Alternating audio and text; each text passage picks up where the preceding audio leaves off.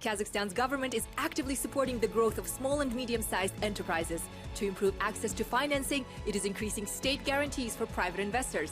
The total amount covered by these guarantees is set to rise from 14 billion euros to nearly 18 billion by 2027.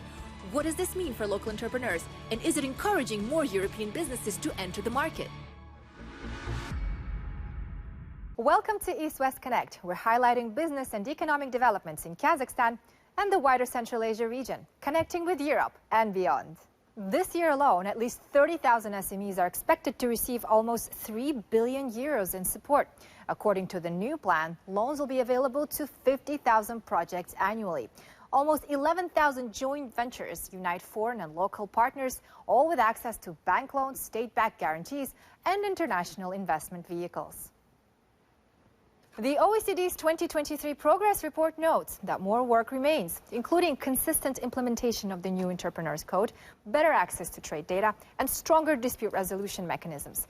Joining us to discuss these dynamics is Nurlan Kulbatyrov, first Deputy CEO of Castrade, the Center for Trade Policy Development. Mr. Kulbatyrov, great to have you with us. Здравствуйте, спасибо за приглашение. Which incentives have proven most effective in attracting foreign entrepreneurs to Kazakhstan? Я бы отметил именно доступ к финансам. Есть от малых грантов до субсидированных процентных ставок, разных гарантий со стороны государства. То если иностранный бизнес всегда рассматривает Казахстан как точку входа в Центральную Азию, и если они захотят экспортировать, у нас есть, например, Castrade акселерационная программа, когда мы помогаем выйти на внешние рынки. So, how would you assess foreign-led SMEs' ability to navigate Kazakhstan's legal framework? Казахстан, как член Всемирной торговой организации, мы придерживаемся принципа недискриминации. То есть равные условия создаются и для местных компаний, и для зарубежных компаний. И второй момент – цифровые госуслуги. Например, 99,3% госуслуг для бизнеса в стране, то есть в цифровом формате оказывается. В Казахстане можно зарегистрировать свою компанию за один день. So what now?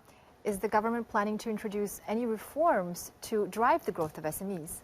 Один из таких последних реформ, который у нас планируется, акцент не на количество предприятий, а на качество. То есть мы хотим, чтобы было это не только там свыше миллиона индивидуальных иностранных предпринимателей, а именно средние предприниматели, те, которые платят налоги, создают рабочие места. А для таких конкурентоспособных предприятий, компаний будет оказываться больше поддержка. Thank you so much for being with us. Спасибо большое. And now, 4 new commercial opportunities that could attract European and other foreign investors to Kazakhstan. Top 2 areas ripe for entry are processing of agricultural products and food production, franchising, logistics and business support services, and IT services. Today, foreign-owned joint SMEs in Kazakhstan are predominantly active in wholesale and retail trade, motor vehicle and motorcycle repair, other services, and construction. Here's where foreign SMEs come from. Regional neighbors lead the way with Russia, Uzbekistan, and China, closely followed by Turkey, Kyrgyzstan, and Azerbaijan, reflecting strong cultural and economic ties. Ukraine and Belarus also make the list, whilst Germany and South Korea round out the top 10, underscoring Kazakhstan's appeal to globally competitive, innovation-driven economies. Here's an inspiring success story. Askar started out with just 8 employees in a 400 square meter space, making compact transformer substations. As demand grew, so did the need for space. He bought a warehouse with support from the Damu State Entrepreneurship Fund, which subsidized over half the interest on his loan. That support helped his business grow 7-fold, now producing almost 14 million euros worth of products and services each year. Для предпринимателей, для производителей здесь есть и все технические возможности, есть земли, есть электроэнергия, есть тепло, чтобы строить заводы и запускать новые производства. Ну и плюс поддержка государства очень даже хорошая. Interest rate subsidies are in high demand among foreign entrepreneurs looking to start small and medium businesses in Kazakhstan. So far, the Damu Fund has helped finance more than 1,600 internationally owned projects, covering over 1 billion euros in loans. The fund also offers other tools, including low-interest loans and partial guarantees. Foreign investment for Kazakhstan is key priority in terms of attracting foreign capital, transferring technology, and educating our employment. So for the European investors, it's also one of the good strategies in order to enhance their business SME support systems like the Damu Fund help create an environment where businesses can grow sustainably and scale their operations. Just like in Askar's case, his compact transformer substation business made full use of the fund's support and is now planning to expand fivefold, aiming to produce over 70 million euros worth of electrical engineering products and services. To bolster EU businesses on the ground in Kazakhstan, European countries have established local trade offices, like the Italian Kazakh Trade Association, which helps firms deepen their local partnerships. Let's bring in its president, Marco Beretta, who's joining us down the line. Mr. Beretta, good to have you with us. Thank you very much. I'm very happy to be here today.